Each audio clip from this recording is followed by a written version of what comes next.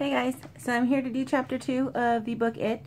As you know, in chapter 1, it was all about little Georgie and how he met his demise. So we're in chapter 2 now, and the year is 1984. Georgie died in 1957. And the cool thing about chapter 2 is none of it was in the movie, so you get to learn something new today. Well, anybody who hasn't read the book, you get to learn something new. So it basically revolves around these three little hoodlums, teenagers, 17, 18, 19, that type, and a homosexual couple, Adrian and Dawn. If you're really sensitive about words regarding homosexuals and stuff, you probably should skip this chapter. Should you ever read it? It's got a lot of nasty words in there.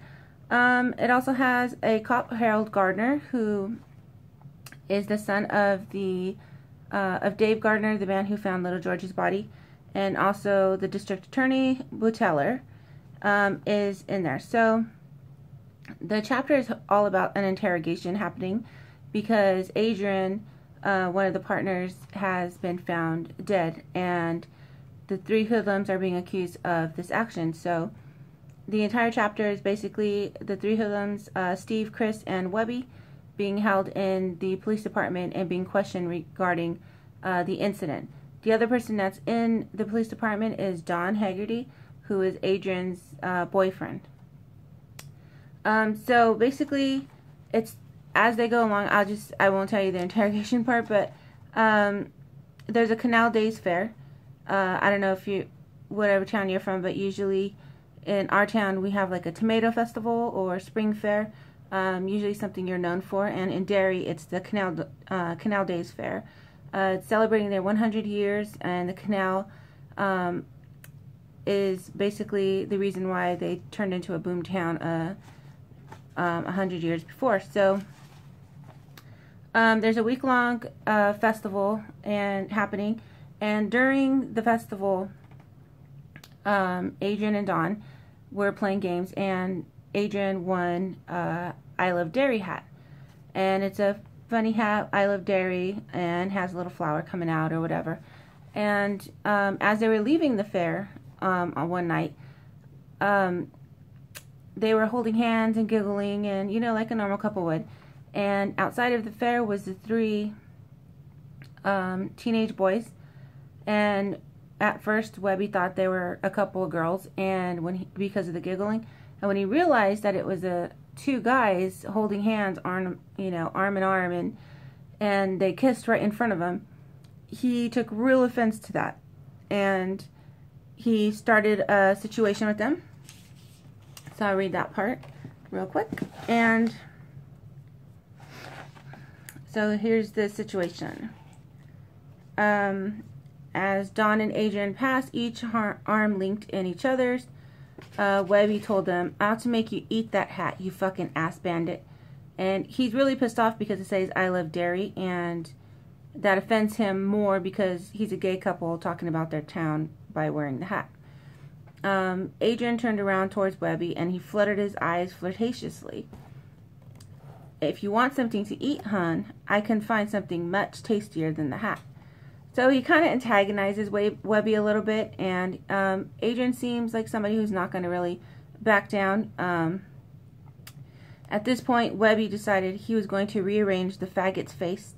In the geography of Melon's face, mountain would rise and continents would drift. Nobody suggested he suck the root. Nobody. So Webby's manhood has been challenged, and Adrian stands his ground.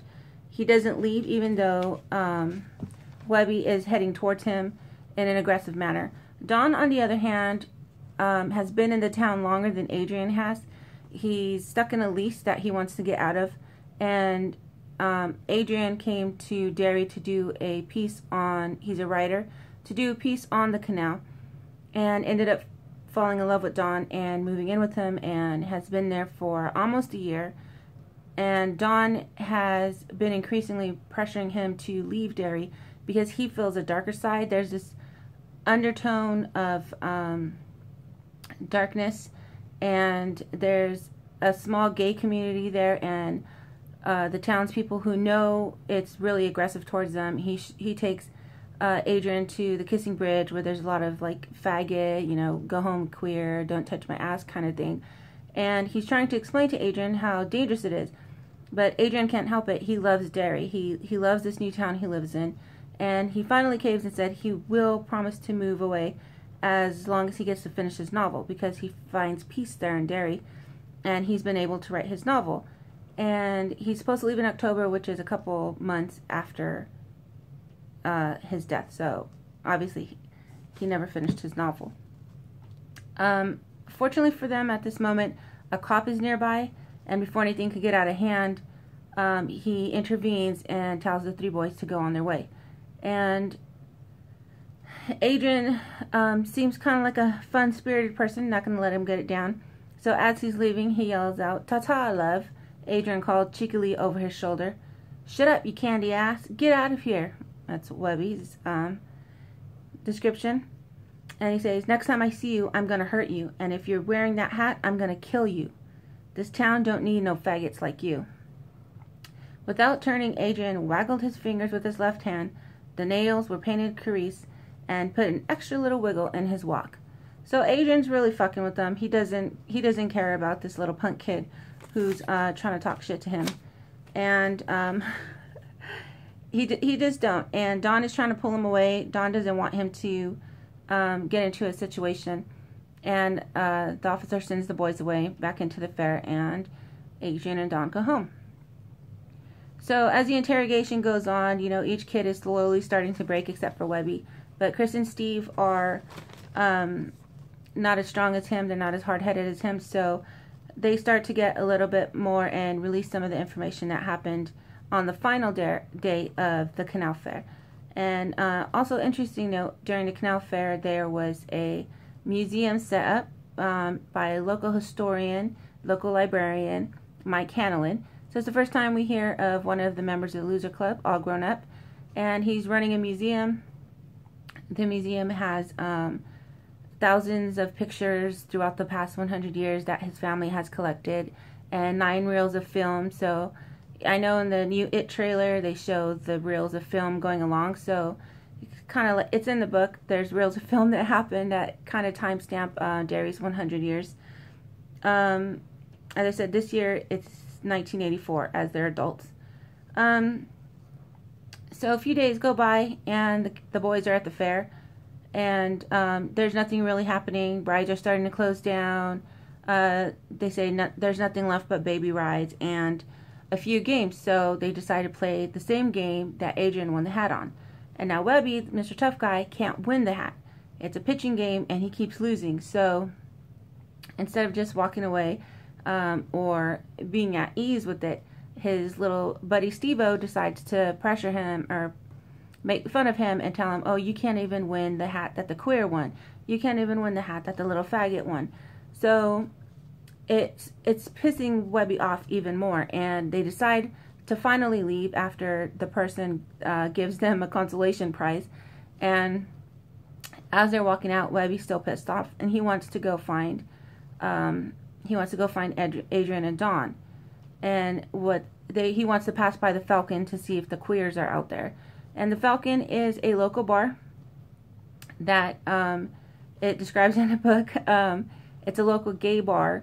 It was brought in 1973. The owner thought he was going to get a lot of customers because it was next to Greyhound, and mostly families came in who bagged their own lunch, and nobody really got off and went into the bar, so he wasn't making any money. In 1977, he started to get more of an uptick of business and noticed that a lot of males were coming in.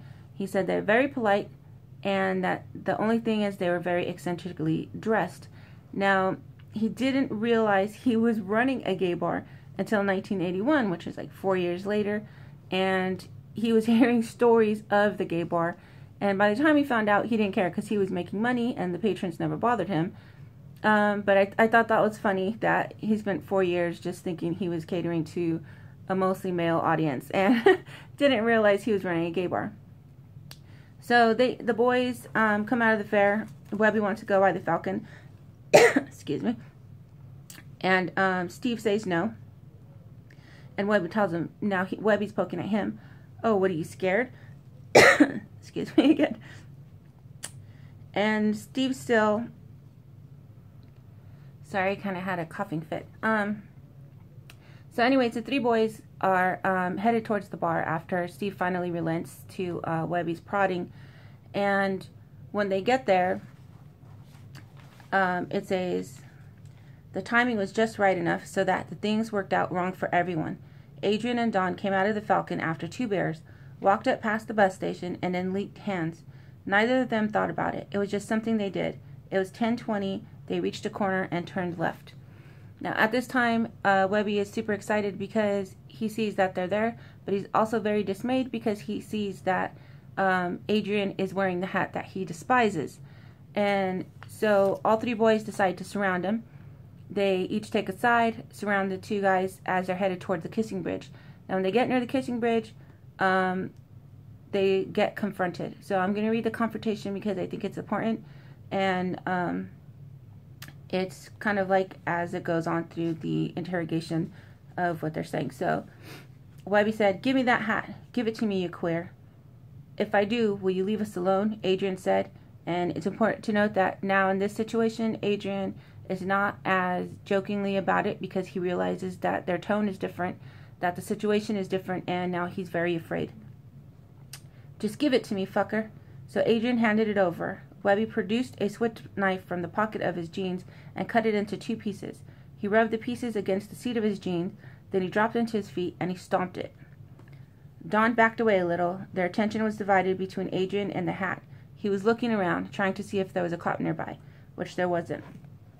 "Now will you leave us alone?" Adrian said, but Webby punched him in the face before he knew it. Adrian screamed, clapping his hands to his mouth. Blood poured through his fingers. "Aid!" Don cried, and ran forward again. Steve tripped him. Webby booted him in the stomach, knocking him off the sidewalk and into the roadway. A car passed. Don rose to his knees and screamed at it. It didn't slow. He tried to get its attention, but it kept passing. It wouldn't even look around. "Shut up, you queer," Steve said, and kicked him in the side of the face. Don fell on the side in the gutter, semi-conscious. A few moments later, he heard a voice. It was Chris's voice, telling him to get away before he was going to get what his friend was getting. Don could hear thudding blows and the sound of his lover screaming. Adrian sounded like a rabbit in a snare. Don crawled back towards the intersection and the bright lights of the bus station, and he was heading back to the bar to see if he can get help. And as he was screaming and trying to get people's attention, nobody would come to the windows. He knew they were in there because he had just left there, yet nobody was coming out to help. He looked back and saw Adrian, who stood only 5'5" and might have weighed 130 pounds, soaking wet. He was being pushed like in a triple play between the three boys, and his body was like that of a rag doll. They were punching him, pummeling him, and ripping at his clothes. As he watched, he saw Webby punch Adrian in the crotch. Adrian's hair hung in his face. Blood poured out of his mouth and soaked his shirt. Webby wore two heavy rings on his right hand. One was a Derry High School ring, the other he made in shop class. That said the letters DB for Dead Bugs, a metal band he liked. The rings had torn Adrian's upper lip open and shattered 3 of his upper teeth. "Help, help," Don was crying. He was trying to get the attention, but nobody still came to the windows. Nobody helped. "Help, they're killing him, help, for God's sake." At this time, he's screaming for help, and he starts to hear another voice say, "Help," in a very small voice, and then a giggle. He starts to hear bums rush, bums rush, bums rush, and turning around, and he sees that they're about to throw his boyfriend over the bridge, over the kissing bridge. And he's screaming for help, and he could hear, again, like a small giggling voice, "Help, help," and giggling at him. He looked down towards the bottom of the bridge, and he saw a clown. It was at this point that, he's talking to the cops, and the cops aren't believing what he's saying when he mentions the clown. The clown, Dodd said, looked like a cross between Ronald McDonald and that of the TV clown Bozo. It had wild tufts of orange hair that brought such comparisons to mind. The smile painted over the white pancake was red, not orange, and the eyes were this weird, shiny silver. Contact lenses, perhaps, he thought, but a part of him thought then, and continued to think, that maybe the silver had been the real color of his eyes. He wore a baggy suit with big orange pom-poms. On his hands were cartoon gloves. "If you need help, Don," said the clown, "help yourself to a balloon." And it offered a bunch of balloons in one hand. "They float," the clown said. "Down here we all float. Pretty soon your friend will float too." So, Don, the boyfriend of Adrian, has now seen this clown, and he's standing on the bottom of the kissing bridge. Also, during the interrogation, Chris mentioned that he also saw a clown, and the cops thought he was full of crap too. The other two boys didn't mention a clown because they didn't see it. But as he's talking,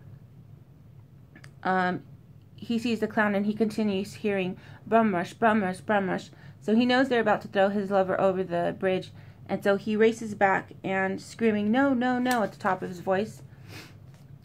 Chris pushed him back, and Don landed in a teeth-rattling heap on the sidewalk. "Do you want to go over too?" he said. "You better run, you baby." They threw Adrian over the bridge and into the water, and Don heard a splash. "Let's get out of here," they said. They all ran towards the car. But Chris looked over the railing. He saw Don at first, the boyfriend, running down and clawing his way down the trash-littered embankment to the water. Then Chris, one of the boys, saw the clown. The clown was dragging Adrian out on the far side with one arm. Its balloons were in its hand. Adrian was dripping wet, choking and moaning. So after Adrian was beaten up and stomped on and tossed over the bridge, he was still alive. The clown twisted its head and grinned up at Chris. Chris said he saw its shiny silver eyes and its bared teeth. "Great big teeth," he said, "like the lion in a circus, man. I mean, they were that big." Then he saw the clown shove one of Adrian's arms back so it lay over his head. Then after that, he said he jumped into the car with them, and it was like the clown wanted to eat Adrian, he said, like it wanted to eat his heart. So the boy has seen the clown, and they're still have Don, the boyfriend, in the police station. So they're trying to verify this unidentified person, in which he says, yes, there was a clown, and he was standing at the bank with Adrian's dripping body clutched in its arms. Ade's right arm was stuck stiffly out behind the clown's head, and the clown's face was indeed in Ade's right armpit. But it was not biting him, it was smiling. Haggerty could see it looking out from beneath Ade's arm, and the clown was smiling. The clown's arms tightened, and Don heard his boyfriend's ribs splinter. Ade shrieked. "Float with us, Don," the clown said with his grinning red mouth, and it pointed with one of his white gloves under the bridge. Balloons floated against the underside of the bridge. Not a dozens or dozens, but thousands, red and blue and green and yellow, and printed on each one of them was "I love Derry." So he's telling the cops this. They're in disbelief. They tell him that it can't be true, that he probably saw something else. But he's letting him know that even the balloons, they were real, that they bounced up and down by themselves. They had a low squealing noise, that their sides were rubbing together, and the strings, there was a forest of white strings hanging down. They looked like white strands of spiderweb. The clown took Ade under there. I could see its suit brushing through those strings. Ade was making awful choking sounds. I started after him, and the clown looked back. I saw its eyes, and all at once I understood who it was. "Who was it, Don?" This is one of the cops. "It was Derry." That's what Don said. "It was this town." "And what did you do then?" asked the cops. "I ran, you dumb shit," Haggerty said, and then burst into tears. So I think at this point anybody would take off running. He went down there to save his lover, and unfortunately Pennywise had already had him in a grasp and had already started to tear at him. And one of the boys saw Pennywise also. So the body is found, and it kind of time jumps over to a trial in November of the three boys. They're being put on trial for murder. And Harold Gardner, one of the cops who had heard the story during the interrogation of the clown, goes back to the DA, and he wants to come clean. He wants to tell the defense about the clown. And the DA is pissed off because he's like, if you do this, these boys are going to be set free. They're not going to atone for anything that they've done because they're just going to blame the one-armed bandit. His belief is it was probably some homeless guy standing around, And if you throw it into the defense and give it to them and say that the boyfriend also corroborated the story, then the defense will have it out and the boys will be set loose. So he ultimately, the DA talks Harold out of it, and they decide not to say anything. And the persuasive part was he talks about the wounds, and he says, "Oh, give me a break. They killed him. They didn't just throw him over the side. Webby had a switchblade. Mallon was stabbed 7 times, including once in the left lung and twice in the testicles. The wounds matched the blade. 4 of his ribs were broken. He was bitten, all right. There were bites on his arms, his left cheek, his neck. There were bites all over. I think it was Steve and Webby, although we've only got one clear match, and that's probably not clear enough to stand up in court. So all right, there was a big chunk of meat gone from his right armpit. One of them really liked to bite, probably even got himself a pretty good bone on while he was doing it. I'm betting Webby, although I can't prove it. And Adrian's earlobe was gone. If we let this clown story, we'll never bring it home to them. Do you want that?" So he's pretty pissed off. He doesn't want these boys to get set loose, and he knows that this will be a problem in trial. And so Harold lets it go, although he feels conflicted about it. And eventually the boys, it says here, Webby was convicted of first-degree manslaughter and sentenced to 10 to 20 years in prison, Thomaston State Prison. Steve was convicted of first-degree manslaughter and sentenced to 15 years in Shawshank State Prison. And Chris was tried as a juvenile and convicted of manslaughter, which he got 6 months, but it was ultimately suspended. And it says, at the time of this writing, all 3 sentences were under appeal, so all boys were out, and Don had moved away and Chris had moved away. And it says during any time in town, you would see the other 2 just hanging around, living their life, and really nothing ever happened. So that is chapter 2. I was trying not to make it as long, but it got there. So chapter 2 was interesting. None of it was in the movie. I don't know if they're going to play it in the movie. It'd be interesting if you do, because you get kind of like part of the town, different townspeople, different point of views. I'm pretty sure, I can't remember, but I'm sure Harold will be part of the future chapters. He's the cop, he's heard the clown story, and I'm sure if he hears it again, he's going to remember it. So that's chapter 2, guys. The next chapter is titled 6 Phone Calls, so we know what that is. All 6 of the Losers Clubs are going to get a phone call from Mike Hanlon. So if you liked it, I'm glad that I can help you out. And chapter 3 will be coming up soon, guys. All right, bye.